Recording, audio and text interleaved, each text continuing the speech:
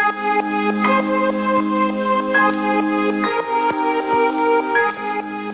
welcome back to my channel. So today, as you can tell by the title, I'm not going to be doing, I always say that every time I start something. Anyways. Today I'm going to be talking about something that I really didn't know if I wanted to do this video. I didn't know. It took me a long time to even decide if I was going to do a video like this because I guess of the backlash or the stigma that I feel or felt that we we're going to receive. But when you have a gut feeling, when you have a gut instinct, you just have to do it because you just have to do it. I've said it before in my other videos. I don't know who I can help by saying this, so I'm just going to say it. So today I'm going to talk about mental illness. And the mental illness in specific that I'm going to be talking about, because I'm personally dealing with it, is bipolar disorder. Bipolar disorder. Yeah. So I am not the one that has this condition. It is my spouse. I'm not sure if a lot of you who are on my subscribers know, but I've been married for about 16 years. And we, for a long time, my husband was undiagnosed. We thought that he was just angry. He came from another country. My husband is Cuban. And he came from another country at age 25. And I just, when he was angry and full of rage and just, having one of his episodes, we just chalked it up as he had anger issues. He's very bitter. He just came to a new country. He had came to a new country by himself, left his mother, his sister, left everything he knows, whatever. We try to think something up because we don't want to, sometimes we don't want to face the fact that somebody has a mental disorder. Because, like I said earlier, there's a stigma to it. People don't look at as a mental disorder as anything but the person is crazy. And that's not. There's nothing wrong with the person. The person's not crazy. They just have a condition that takes over them. And it's been a testing a couple of years. He got diagnosed a couple years ago, and it's been pretty testing on our marriage. It's been pretty testing on my faith. It's been pretty testing on the family. But there is help out there. There is, whether it be medicine, whether it be talking about it, whatever it is. I read up on it when he was first diagnosed, and I read that 90% of marriages that one person has the disorder end in divorce. And although that's the easy thing to do, is to just, say goodbye,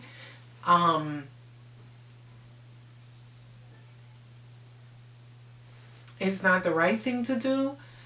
I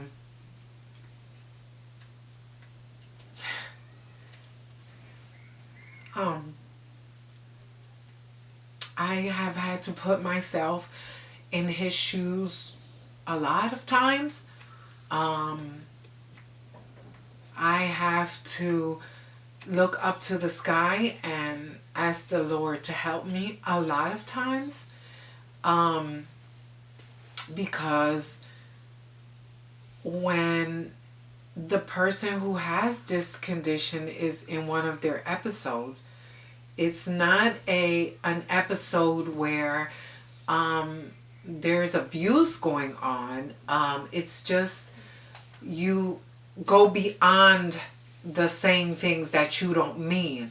It crosses that line. It's not like, you say, I I'm sorry that I said this. I really didn't mean it. And you can go on. It crosses that line.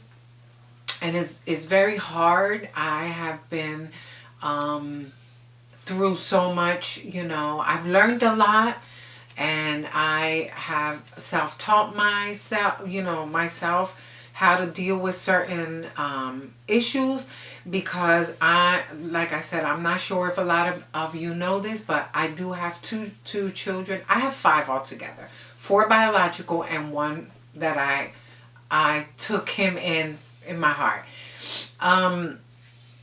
And my two youngest ones have needs. I don't say special needs because they're not special. We just have to learn how to do things differently. And there's nothing wrong with them, because there's nothing wrong with them. God gave them to me the way He saw fit. And I love my children.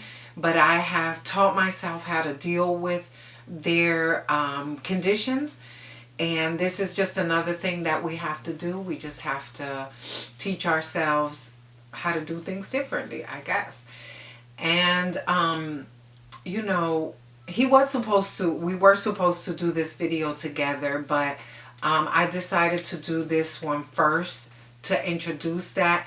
My page here and my channel is about fashion. It's about thrifting. But sometimes, there's things that you can't always keep in silence, because you don't know who you can help. You don't know, by you saying, this is what I have, and look where I'm at, look how I've handled it, look how I'm trying to overcome this. You don't know who next to you is going through that and needed to hear that.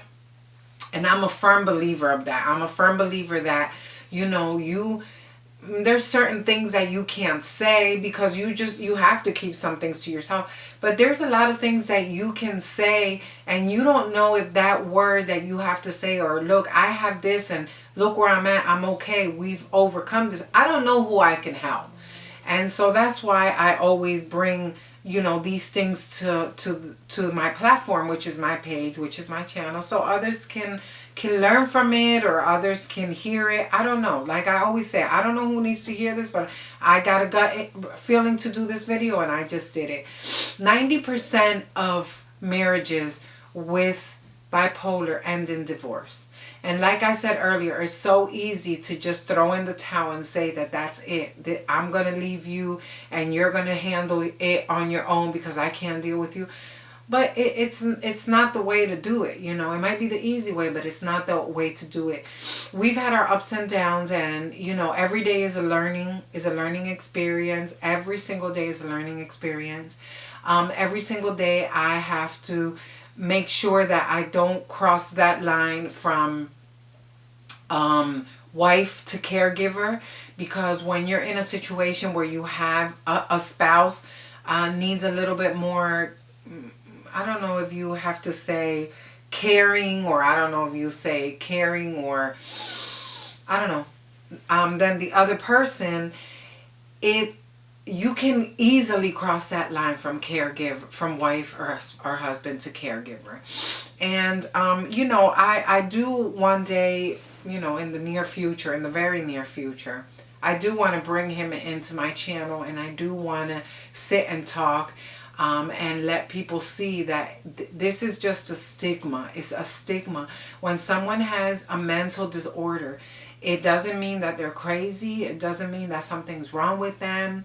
I mean, we live in a society where we don't want to talk about these things, but our young folks are killing themselves because someone said that they're crazy, or because they can't understand the imbalance that they have and what's going on inside of their head. And we need to wake up. We really need to wake up.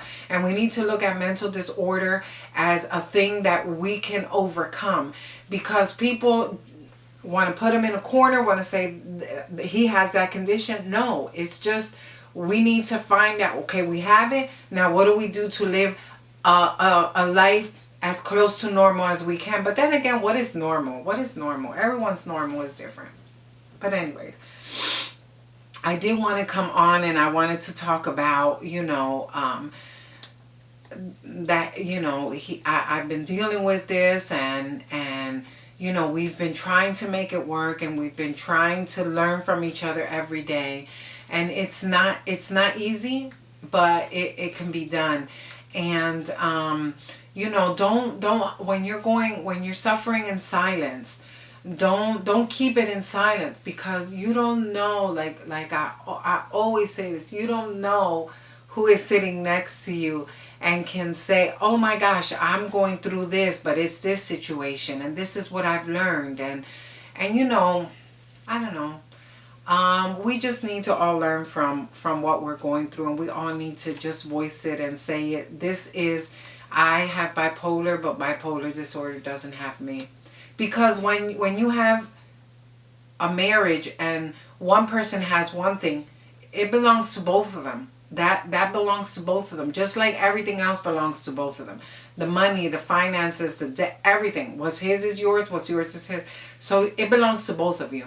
But I just think that we need to stop suffering in silence when there's so much help out there, and when there's so many people out there that are going through the same things that can help us get over what we are going through, or even just give us a hand when we need to stand up because we've fallen. Because I've been on the ground so many times, and I thank God that I have a few friends that have been with me throughout this whole ordeal and have helped me so much. Sometimes just them saying, hey, how are you? Are you okay? And me saying, yes, I'm okay. Thank you for checking up on me. That's it. That's all, sometimes that's all we need.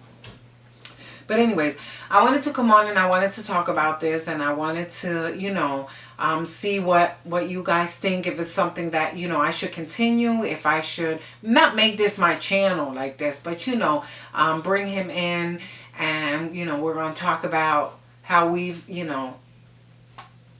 dealt with this, because this has been quite a journey, But I'm going to end this by again stressing the fact that don't suffer in silence. If you're going through something, say it. You're going to get backlash, but you stand tall. You look forward. I used to have a coworker that used to say, Miss Janice, she used to say, look up and be encouraged. And I often say that to my children. But that's what we have to do. We have to look up. We have to be encouraged. We have to not suffer because of what one person's going to say. Because one person might say something bad, but 3 might help you out. You never know. So anyways, thanks for watching. Till next time.